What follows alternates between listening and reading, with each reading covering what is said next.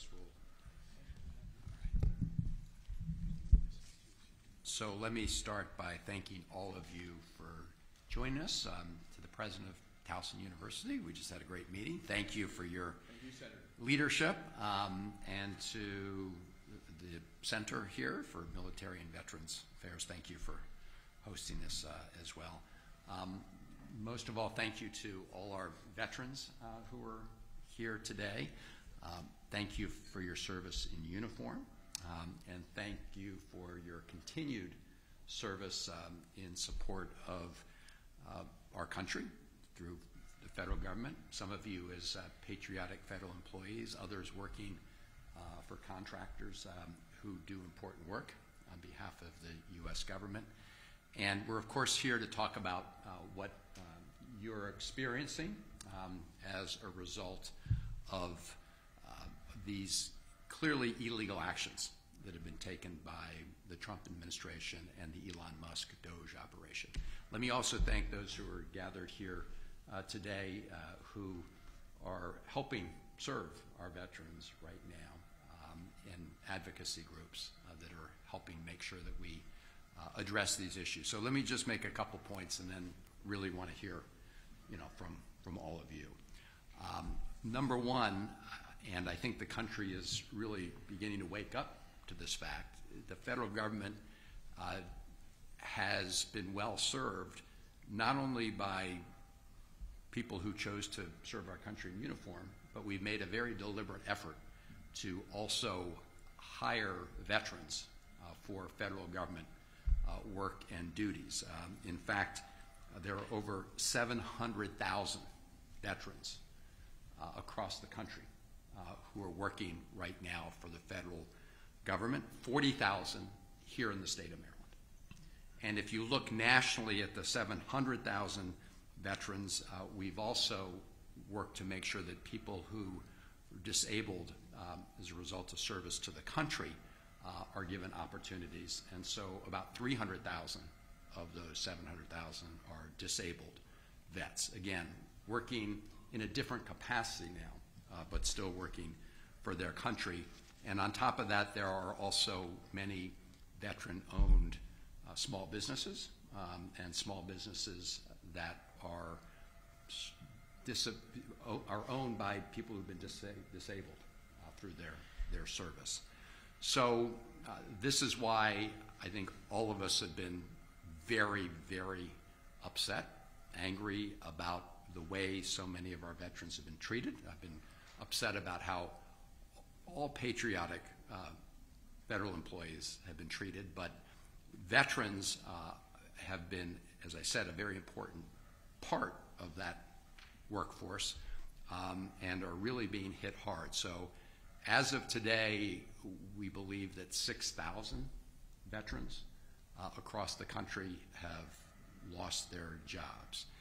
Now, I should quickly add, and I mentioned that this is an illegal operation, because courts have intervened, as of today, many of those 6,000 employees are being offered to get their jobs back. Actually, I should phrase this carefully. They are being reinstated as federal employees. Some of them are returning to their workplace. Some of them are being put on administrative leave, meaning they are now being paid, but they're not being asked to return to work on behalf of the federal government, which in my view just shows that this whole claim that this is about government efficiency is a farce, because what is more inefficient than paying people and then telling them not to come do their job, okay, on behalf of the American people? So that's what we are witnessing right now. There have been court cases here in Maryland, and the Attorney General of Maryland brought one of the cases that is helping return federal employees to work, or at least to their government service. There was a case in California, and there was also a case before the Merit System Protection Board. So a number of legal actions. In all cases, in all those three cases, judges or either federal district court judges or administrative judges have concluded that laws were broken.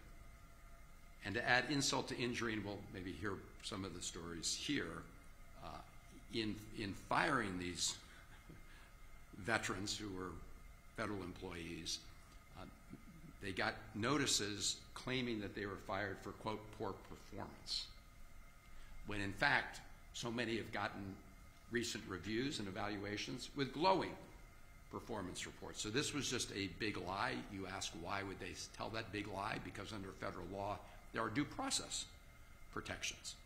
And federal employees, even probationary employees, can only be fired for misconduct or poor performance.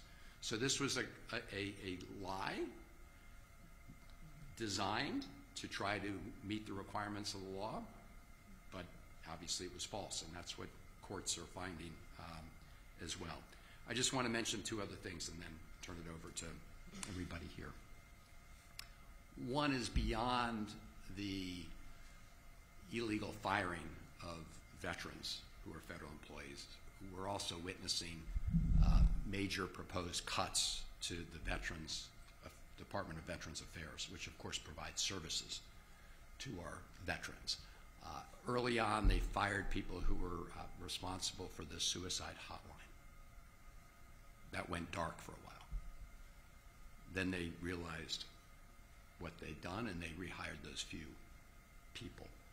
But they're talking about 80,000 people being laid off by the Department of Veterans Affairs, right? These are people all over the country who help process benefits. They work in veterans hospitals. So that would be a huge hit to the services that we provide to federal employees as a country. Two other things, and I mentioned contracts, and we're still trying to get a real eye on what's happening here, but there have been some indiscriminate terminations of contracts. And if you look at contracts from certain departments, like the Department of Defense, but also others, in many cases, we have programs that are designed to support veterans who, after their military service, want to start a small business. And so we're keeping a very close eye on those being targeted. And finally, this continuing resolution that passed the other day, I voted against it. In fact, the entire Maryland congressional delegation voted against it for lots of reasons. But one of the reasons is they terminated a program that's supposed to kick in to make sure that veterans who were exposed to burn pits and exposed to those the chemicals in burn pits get treated, and that fund was targeted as part of this continuing resolution, one of many reasons why we opposed it.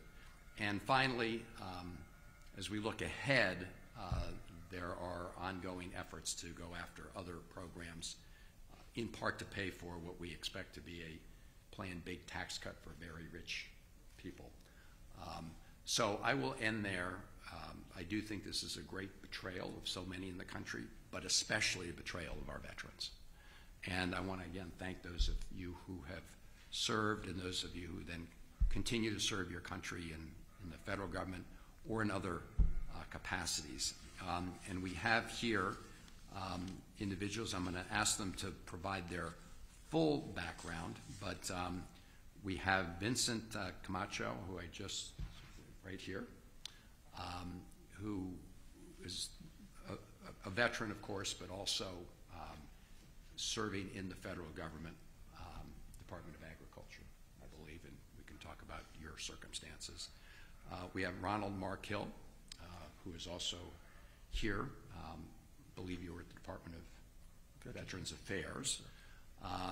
And then we also have Octavia Hayden, who has worked for a contractor whose contracts were shut down, or you lost your job, even as a veteran.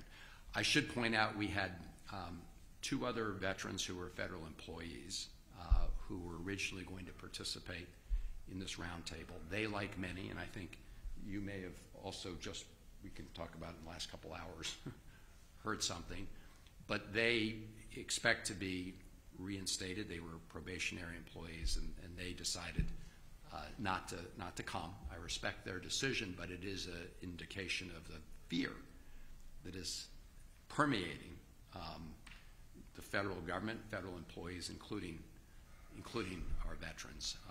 And so it's always a bad thing in our country when people are fearful of the actions of their own government, especially veterans who have served in uniform for our country. So let me turn it over, if we can start with you, Mr. Camacho, and just, again, thank you for being here to tell your story. I think it's really important that people understand right now what's happening. Thank you, sir. Okay. Thank you, sir. Good afternoon, Senator Van Hollen, fellow veterans, ladies and gentlemen. It's an honor to be here today joining a conversation with individuals who have selflessly dedicated their lives to service. I want to take a moment to share a bit of my journey and why this conversation holds such personal significance. I enlisted at the age of 17 in the year 2000, with my parents signing a waiver for me because I was too young to make that commitment on my own. Serving my country has always been my calling. Throughout my time in the Air Force, I was deployed 7 times. My first deployment was to Kuwait, just 3 months after the towers fell. My second took me to Iraq, 3 months after the invasion began.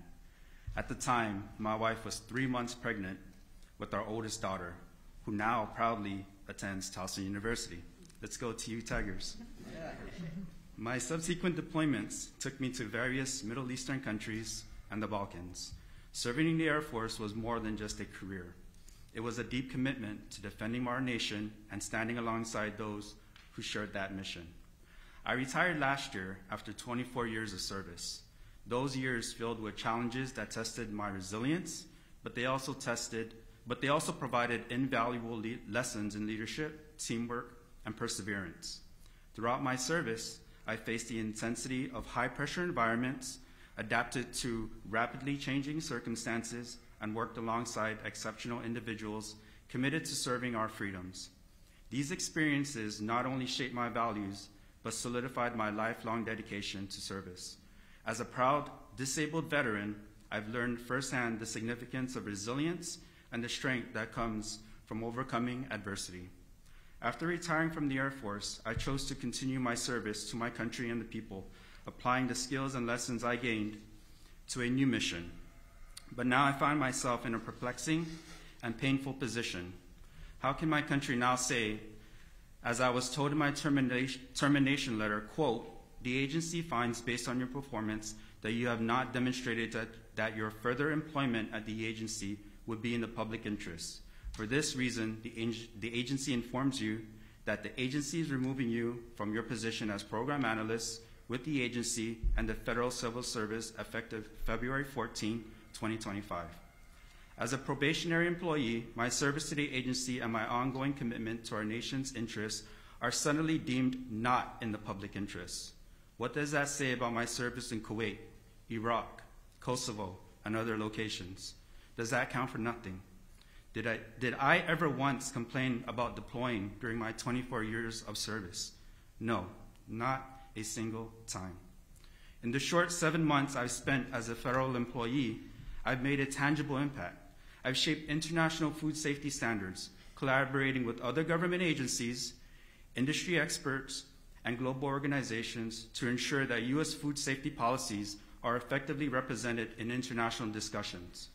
My work involves providing data-driven insights, facilitating key meetings, and building essential partnerships that support global food safety and fair trade. And so now, the VA is under threat. The country that so many veterans have served is now gutting the very agency that was created to take care of us. And so I thank you, Senator Van Hollen, for your unwavering support of veterans and public servants alike. And to my fellow veterans, thank you for your dedication and sacrifice. It is a true privilege to be with you today. Thank you. Thank you very much, first of all, for your service. But thank you for being here to tell that story, because people throughout Maryland, throughout the country, need to know exactly what's happening to everybody, including our veterans. thank you. Next, we'll hear from Octavia Hayden. Thank you, Senator. Good afternoon, everyone. I didn't prepare anything. We'll see in a few minutes if I regret that. My name is Octavia Hayden. I recently was laid off from my role supporting the Department of VA as a federal contractor. I supported in a communications and marketing capacity for the Office of Integrated Veteran Care and also for the Office of Healthcare Innovation and Learning. I also joined the military at 17. My parents signed a waiver, and I spent 6 years in the Marine Corps active duty. 3 of those years I spent overseas, serving in diplomatic security in Haiti, Italy, Kyrgyzstan. And when I came home, I was very thankful that I had the opportunity to pursue education. I came here to Towson University, go Tigers, and got my bachelor's degree, and then I went on to University of Maryland and got a master's in business. So when I got my job supporting the VA, it just made the most sense in the world to me. As a veteran, as someone who had benefited greatly from VA support, and now I got to give back in a way that was meaningful.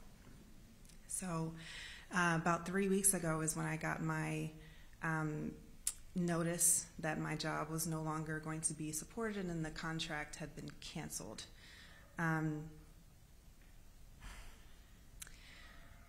I also just want to point out really quickly, I'm very thankful to my husband, who fortunately is still gainfully employed, and so we're not, without completely, but it does also impact the families of people who are being indiscriminately terminated, because now he has more pressure on him, and I'm sure that that is the case for so many families out there.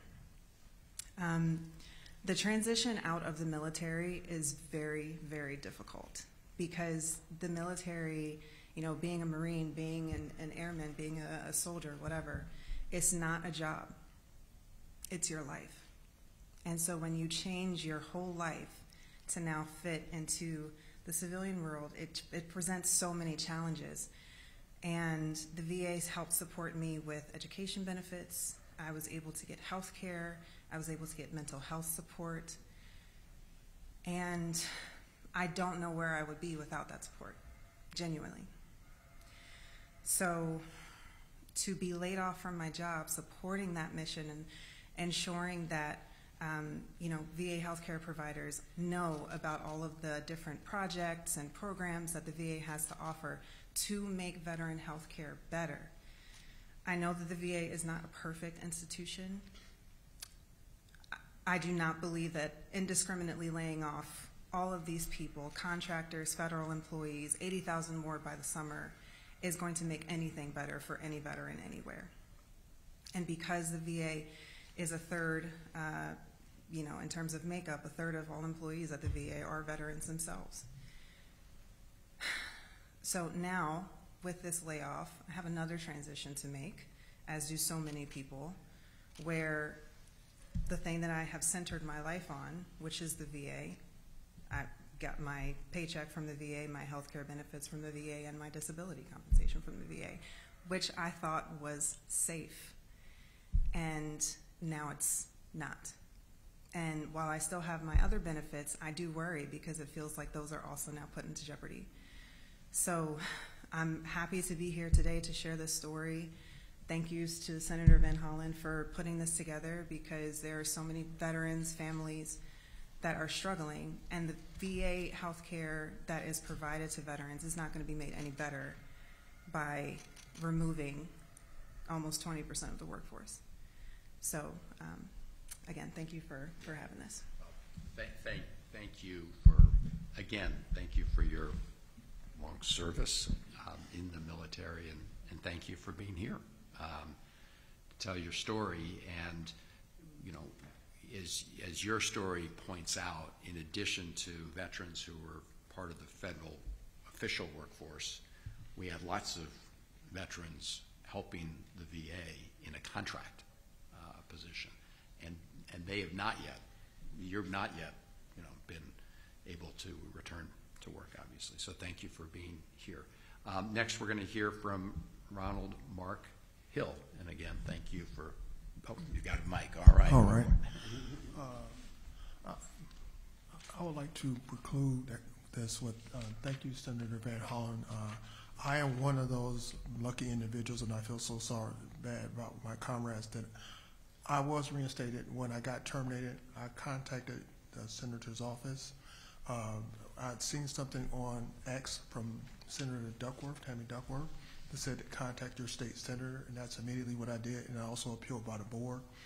By that Friday, I had gotten an email from his office, and by that next Friday, I had been reinstated.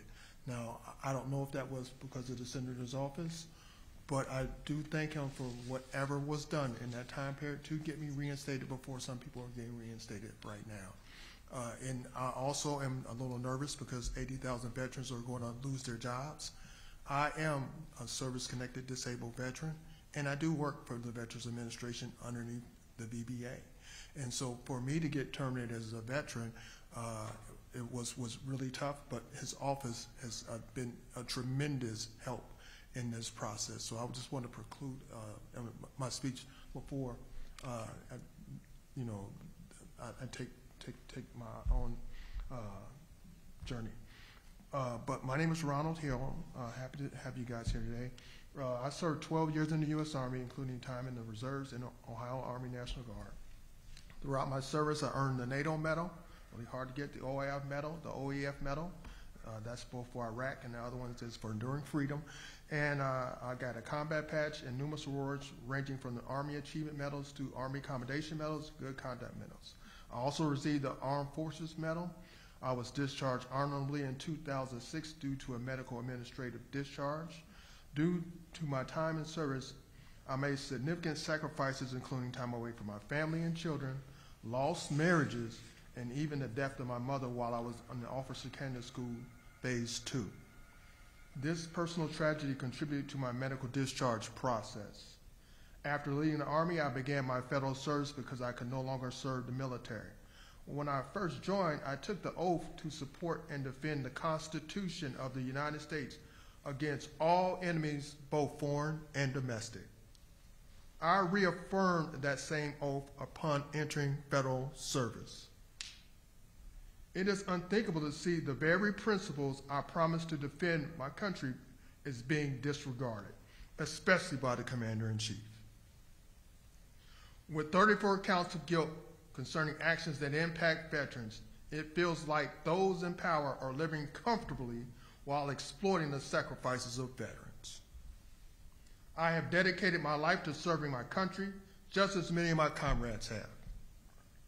With nearly 30 years of combined service, I chose to stand my ground, honoring the oath I took. Instead, facing challenges head on, I encountered betrayal, particularly with the push for the DRP and the Voluntary Early Retirement Authority, which to me lacks a legitimate legislative basis. I speak for myself, but many veterans are fed up with the radical changes in our government and economy. And as Reverend Al Sharpton said, we will not endure the pain if no one bothers to explain what we stand to gain. And Republicans who choose to ignore the electoral will clearly hear our voices during the midterm elections. Well, thank you for your service again in the military, and thank you for what you've been doing at the Department of Veterans Affairs. And it is, as you say, what's happening is a great betrayal of people who served our country, continue to serve our country, and whose oath is to the Constitution. So thank you for that service. Next, we're going to hear from David Radcliffe, who enlisted in the Army back in 1985. He served in many different capacities at the Defense Department. I was fortunate to have him be a fellow in my office when I served in the House of Representatives. I want to thank him again for that service, but especially thank him for being here now. And he of course can tell his story and also why he is here today to talk about what's happening. David. So thank you, Senator Van Hollen, and thank all of you for coming. I enlisted in the Army as an infantry soldier in 1985 and spent 4 years with the 1st Ranger Battalion. I had always wanted to be in the special operations community, and it was an enormous honor to be able to serve in uniform. When I got out, I went to school under the GI Bill. I became a high school teacher, but I had been bitten by the bug of foreign policy and national security. So I went to graduate school at American University and began my career as a federal government civilian in 1999, starting as a presidential management intern or presidential management fellow. I served in the office of the Secretary of Defense, where I specialized in Africa security policy, security cooperation, counterterrorism, and cyber policy and cyber strategy. But along the way, I was very active in recruiting people into the office of the Secretary of Defense. And so I understand the importance of experience and commitment that our veterans showed and shared with us as we were able to bring them in to public sector service as civilians. And we always sought out veterans. There are some advantages with veterans' preferences that enabled us to bring in these highly trained, highly skilled people. And they continued their service to our country and to our people in that civil service capacity. We depend on civil servants. I decided to retire after 30 years of combined service and retired December 31st. I still am in contact with my colleagues, my former colleagues, and I'm hearing about what's happening.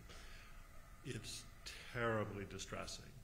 The people who, many of our new employees who are veterans, are being dismissed on groundless charges that somehow they're not meeting a standard. We know they're meeting the standard. And morale is poor, as you might expect. The people that I talk to are fearful of retribution. They're uncertain about their future. And they have this profound sense of betrayal. And I'm here in part because I can speak. I can speak because I'm retired and I no longer have that connection to the civil service. But I feel compelled to be here because I can speak, and the many veterans that I worked with, some of whom I helped bring on board, they're not able to speak in this environment. So thank you for listening to us, and thank you for being here. Thank you, David. Thank you for,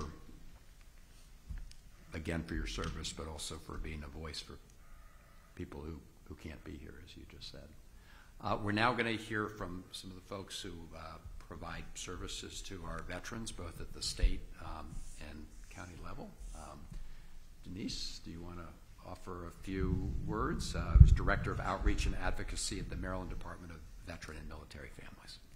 Thank you, Senator. Yes, and on behalf of my boss, Secretary Tony Woods, we have been working diligently for the past several weeks. As soon as all of these announcements started coming out, we know that veterans are disproportionately affected by these, I don't want to call them layoffs, but because so many veterans are in the federal government, we have been preparing resource guides and finding more information for veterans. We're going out to outreach every day. We have 2 job fairs tomorrow we're going to, but we're trying to meet the veteran where they are, make sure they know their rights, make sure they know their resources, and try to assist them during this transition.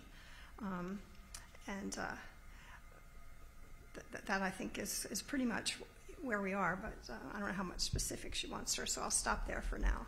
Okay. Well, thank you for being there as a helpful resource. Thank you, sir. To veterans.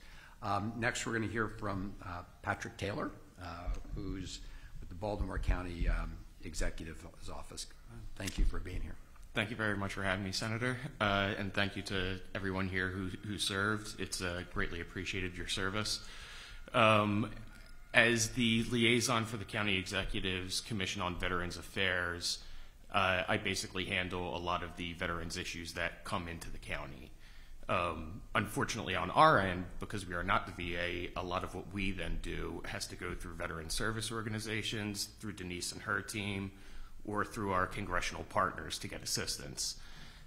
One thing that I'm consistently hearing from our VSO partners is basically the strain that all of this has taken on them. And I think that that's something that is certainly worth highlighting. When you have groups that are meant to basically bolster the efforts of the VA, getting to a point where they're just taking on so many constituents that they're now strained, it has an incredibly adverse impact on the veteran community.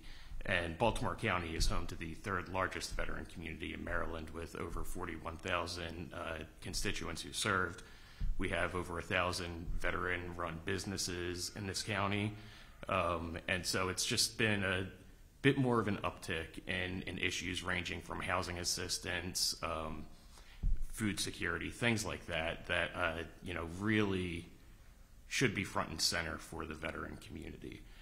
So that's really what we've seen. And again, I just want to thank you. You and your team do a fantastic job responding to issues as they come in. Same with you and your team, Denise. You guys are always wonderful. And I just really think that it's something that the way that this trickles down from the federal level to the local level to the veteran service organizations is certainly something that's worth highlighting. So thank you very much. Well, thank you. Thanks for being here, but more importantly, thanks for that work that you're doing on a regular basis. So now we're going to turn to the person who helped leads the center, Dario Batista. Thank you, Senator Van Hollen. Greetings to all the vets and attendees today. I too was my parents signed me away at 17, joined the Marine Corps, like my friend Octavia here. Here at TU, we believe all student veterans and their family members deserve outstanding support and services at TU, from applicant to alumni. We work closely with the VA in administering educational benefits, working with a program which is easiest to understand. It's like GI Bill for veterans with a disability rating, and coordinating with state, county, other partners, and providing whatever service we can. It's really a first-stop shop for supporting anybody. We have some resources that we can provide for people.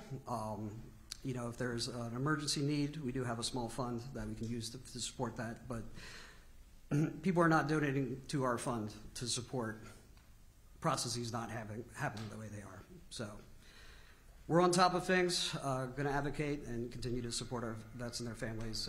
And as a combat veteran Marines, I don't think that's a political statement to say I care about vets and their families and want them to have outstanding services. Well, thank you, and thank all of you for being here. Thank you to our veterans again for your service and for being here to tell your story. Thank you for those of you who are providing services to our vets, including some who've been a vet themselves. And it is really an outrage when all of you have to swing into action to help veterans who are harmed by our own government, right? It's one thing if I've for years have been working to try to deal with veterans homelessness, right? The VASH voucher program and other programs to help veterans. After you said, Octavia, that transition, as you all know, I mean, it's not easy. I can't speak from personal experience, but I can tell from experience talking to veterans who have served our country in uniform for a long time that transition to civilian life is not always easy. So we've worked as a federal government to try to do that. I helped launch a program years ago called the Veterans Institute for Procurement to help veterans who have their own small businesses expand those businesses. My point is we have many important programs to help veterans after they return from service. But here we're in a situation where veterans are being harmed by their own government. And this is a betrayal, and it is a betrayal from the commander-in-chief on down, in my view. And I just want to thank all of you who are here to help our veterans, and those of you who are veterans who are here to tell your stories, because this is a time, in my view, when people need to stand up and be counted. And there's a lot of fear, and it's a bad thing in a democracy for people to be fearful of speaking out and speaking the truth. But I want to thank all of you for being here and the courage that you showed, not only enlisting in the military to begin with, but for being here to speak out. So with that, I'm happy to answer any questions people have. Let me just say, with respect to the services provided, you mentioned I do want our veterans to know that the governor and the county executive are working to try to make sure that services are available, and of course through the center here, I'm sure you're helping connect veterans to those services. I do want to also thank my team who was mentioned. I have a number of them here, but I have Terry Weathers is my Deputy Chief of Staff. Ashima Talwar is the head of our whole state operation. Jessica Clayton is here, our Baltimore County regional person, and have members of our great press team as well. But I want to thank them also for all the work that they're doing at this moment. So let me ask our veterans who are here in terms of your next steps and services. Maybe I know for Vincent and Ronald that you got the notice that you're reinstated. Yes. But as you pointed out, and as we worry, the next step is to try to go through this RIF process. Correct. This more formal process. So for people who are listening who aren't following this closely, the first effort was to fire probationary employees, which, as David pointed out, included a lot of people who were recently retired from the military and taking jobs, included a lot of young people. It includes people who may have served in the federal government for a long time and been recently promoted based on merits. But the plan in some of these agencies, not all, is to then conduct these major reductions in force, including, at least according to reports at the Department of Veterans Affairs, where they're talking about riffing 80,000 veterans. So maybe Ronald, you could just talk for a moment to the situation you're actually in right now, because you've gotten a notice, I believe, because of the court orders. Have you been officially reinstated, or what is your status? Yes, sir. I was officially reinstated, but this is what is really troublesome to me. So if you can answer this question. On March 13th, every agency was supposed to turn in their plans based on the reductions. Also on March 13th, the judge had ordered the president to reinstate federal employees that had been wrongfully terminated, and especially like 4 or 5 agencies, Department of Defense, VA, there was a couple more that was slotted. Haven't seen those folks just as of yet. So as we're talking about reducing and coming to a reduction, how does that work when they were supposed to also didn't know in those plans that they submitted they were going to have to bring people back? And also the last question that I have for you, okay, and I know I shouldn't do this, but no, it's good. Since the RIF has a legislative process, and it goes through how you do this down all the way down through the last thing that you get to in a RIF is your performance. So first of all, people don't know that. They're hollering about performance in the front end. Actually, when you look at the RIF guidance, performance is the last thing. Okay? So why are they going to stick to the RIF guidance that is legal? Are they going to institute the RIF illegally based on the illegal actions they've already done. Because if they don't stick to the process of the RIF, it doesn't even matter. Yeah. And that's what my colleagues right now are we're trying to figure out, because there are points to this thing. It's a very good question. It points to the total reckless approach that's been taken, the callous approach that's been taken. And you're right, so there are two separate things that are going on at one time. One is the illegal firing of probationary employees. And as you just determined, the judges have now ordered these agencies to return illegally fired people to work. Okay? Now, in some agencies, as I mentioned earlier, we've just learned that they intend to put people back on the payroll, but put them on administrative leave instead of actually returning to do their work on behalf of the American people. So we're looking at that issue right now. That relates to probationary employees. The other thing, as you said, that was going on is their effort to go through the RIF process, which are bigger reorganizations, but it's just another cover, in my view, for them to try to dismantle very important functions of the U.S. government that help all Americans, including the functions at the Department of Veterans Affairs that help our veterans. We have not yet seen those RIF plans. As you say, they were due on March 13th. That's the date that these agencies were supposed to provide the plans to the Office of Management and Budget at the White House, which, by the way, is headed now by Russ Vought, who's one of the chief authors of Project 2025. That, of course, is the project that, as a candidate, Donald Trump said, I don't know anything about that, because he knew how unpopular it was. But now the architect of that is the person who is the main budget person for the U.S. government, the head of OMB. So the RIF plans were supposed to be submitted by agencies to this guy, Russ Vought, at OMB on March 13th. We haven't seen them, but you're absolutely right. The RIF process is spelled out in great detail as to how it's supposed to work. There are due process rights. There are notification requirements.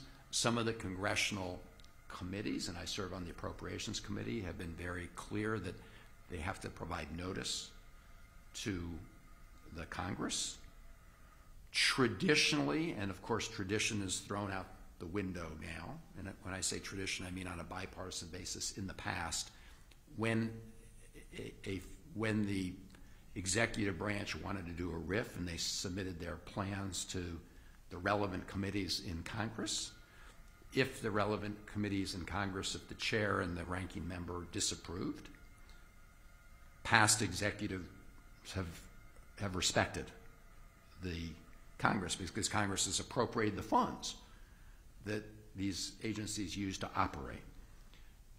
We're going to be working with our colleagues, hopefully on a bipartisan basis, to stand up to protect, what Congress has already said is our priorities, including supporting veterans. So we'll see. So that's it was a really important question that goes to the heart of the uncertainty that we're facing right now. Probationary employees illegally fired. Courts had to intervene to do that. And now you have this other process that's ongoing to try to get beyond probationary employees. They picked on probationary employees because probationary employees have the least protections when it comes to where they can go to seek judicial relief. Fortunately, the courts have intervened there, but now they're trying the next step. I should mention one third piece to this, which we've not raised, which is on top of the RIF effort. There's an effort through what's called Schedule F. So Schedule F is an effort for them to replace about 50 to 60,000 merit-based civil servants, and all of you are merit-based civil servants, but to replace merit-based civil servants by declaring their positions to be political positions, and then they can replace merit-based civil servants with political cronies. This is a third part of their plan, and we're going to fight them every step of the way, in the courts, in Congress, and in communities around the country. Are there any other, so you want to elaborate more on your current situation? Because I know you just got some information this morning, and we're grateful that you're here as well. Yes, sir. I received an email just yesterday from my human resources that basically says I was reinstated to my position. However, I am placed on administrative leave pending further guidance. And so at the moment right now, I'm not even sure when I'll be returning to work, or at this point if I'm even going to be returning to work after, like we just talked about, the rifts ongoing. So I guess my question, if you don't mind, Senator, is how can we ensure that these veterans that are affected won't face refirings once the judicial stay is lifted? Right. So this is the issue that Ronald was raising too, which is that their first plan was found to be illegal. Anyone could have seen that it was illegal what they were doing. And so when we say that this Musk operation is just repeatedly breaking laws, it's pretty obvious that they are, right? This is why all the courts are so active and issuing temporary restraining orders, injunctions. So the next effort is going to be this other RIF process, which, as we were talking about, has pretty guidelines and safeguards that they have to follow. And so we will be watching that very closely. There is another overriding legal issue that I've not mentioned, which is, Congress appropriates the funds for these purposes. So if you're going to try to RIF everybody in a particular office and effectively get rid of the office, in my view, that's a violation of the Impoundment Control Act, because Congress has appropriated money specifically for that purpose, and the executive doesn't get to pick and choose which of the programs that Congress has appropriated monies for that the president can honor or dishonor. That's just not the way it works. Back in the 1970s, President Nixon exercised what was called the line item veto, right? So Congress sent President Nixon an appropriations bill. Congress said these are monies allocated for this purpose, these are monies for that purpose. And Nixon said, well, I don't like that one, so I'm going to cross out the congressional appropriation for that purpose. That was called the line item veto. I'll keep the rest. I'll cross out that and that one, that one. Went to the Supreme Court, and the Supreme Court said, no. Under Article 1 of the Constitution, Congress has the power of the purse. The framers gave that to the elected body, representatives, very intentionally. And the executive branch is supposed to execute the laws passed by Congress, implement those laws. And they can't pick and choose. It's not like an a la carte menu. So there's a deeper legal question behind the RIFs, if they're using the RIFs to essentially illegally dismantle offices and functions that have been established by law. So this is just the beginning of a long battle, and they began it illegally, and it's pretty clear they have just a gross disregard for the laws of the country. We're focused right now on their actions being taken with respect to, federal employees and programs.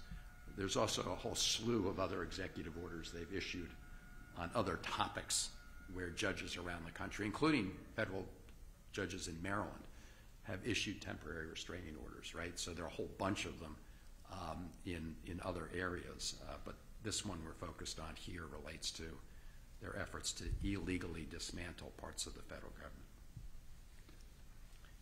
Any other questions? I have a question. Okay. My question for you, Senator, is like so many veterans with the firings, and many of us depending on, disability compensation now or having our health care benefits maintained. What, if you're able to share, are some of the specifics that your office might be planning to ensure that those benefits are protected? And if and when they are not, because as we know the VA is being dismantled, will there be any support or subsidies for us to get our health care elsewhere, or to ensure that we're still supported in some way? Yeah. So when it comes to your veterans, the health care plans you get as veterans, and which plan do you mind if I, which veterans health care plan are you on? Are you on TRICARE? No, I get my care from the VA. From the VA, got it, directly from the VA. So when it comes to, and is that, so that's your earned care for having been a veteran. So there are two issues here. One is protecting veterans' benefits that are legally required to be provided, and we will work to protect that. The other is the issue of the other services that the VA provides to veterans. And you've been providing some of those services. You've been providing them in the role of a contractor. And so as you indicated, my concern is, this is true with Social Security benefits as well. I mean, you need people in place to make sure that benefits are distributed, right?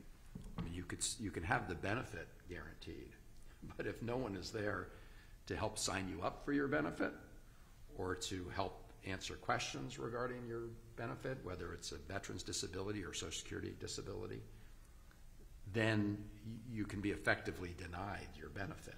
And they are talking about also laying off 8,000 people at the Social Security Administration. They've already, at least reportedly, terminated telephone service at the Social Security Administration. So, if you're an 85-year-old and you're not like whip smart on your phone and you want to actually call somebody, at least they're talking about, all the reports are, they're talking about shutting that down. So I want to distinguish between the benefits that you've earned and you're entitled to on an ongoing basis, and then the ability to access them because the delivery system becomes broken. Nobody is saying that we can't make things more efficient. I mean, everybody's in favor of more efficiency. Everyone's in favor of going after fraud, waste, and abuse. But these guys are lying. They keep making these claims, and they are repeatedly shown to be just false. And so that's what we're up against. But we have a team here, just in terms of direct access to services. So you've got folks at the state level, the county level, and at the federal level. This is what Ashima, who heads our state operation, and her team do as well. So let us know. Okay. Thank all of you very much for being here. I don't know if we have any questions from anybody in the room, but if not, let me just close by thanking all of you for being here. A special thanks to our veterans who are here to tell their stories, and for those of you who are supporting our veterans. And with that, thank you. This is I think it's a really terrible time and moment in our country when veterans have to be afraid of the actions being taken by their own government that harm them. These are people who served our country in uniform, people who stepped up to serve, and now their own government is betraying them, and it's just outrageous. I better stop there. Okay, thank you all very much. All right.